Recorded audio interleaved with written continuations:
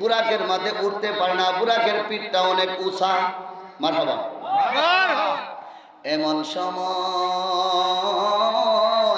কালো আসওয়াদ একটা পাথর আইসা আমার নবীর কদম মুবারকের মাঝে পড়িয়ে কয়, ইয়া রাসূলুল্লাহ, গোলাম হিসাবে কবুল করেন আর আমার কাঁধে আপনার কদম মুবারক রাখেন। আল্লাহু আকবার, আল্লাহু আকবার।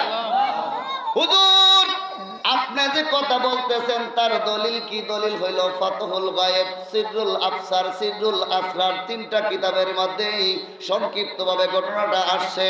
বন্ধুরে আমার, আল্লাহর নবী দু জাহানের বাদশা, উম্মতের কান্ডারি,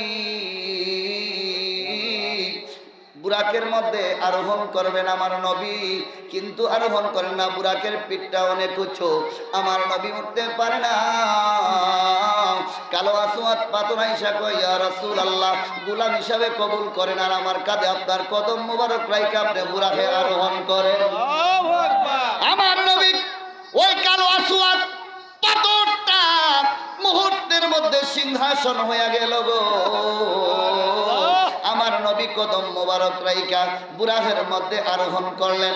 এবার বলে, জিব্রাইল রে, বুরাকে উঠছি ঠিক আছে, কিন্তু আমি নবী যাব না, বুরাক ছাড়ব না। ইয়া রাসূলুল্লাহ, কেন? কয়, আমার গুনাহগার উম্মত হাসরের ময়দানে যদি একটা করে বুরাক আল্লাহ না দেয়, আমি বুরাকে উঠবো না। সুবহানাল্লাহ। জিব্রাইল বলে, আবার লাহি, আপনার বন্ধু আবারও অভিমান করছে। কয়, কেন?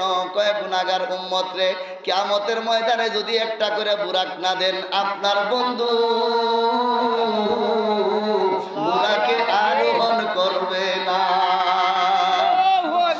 রহমতে আলম নবী নূরে মুজাসসাম, বলো না, রহমতে আলম নবী নূরে মুজাসসাম, সাহাবীরা আতর বানায় ওই নবীজির গাম মোবারক।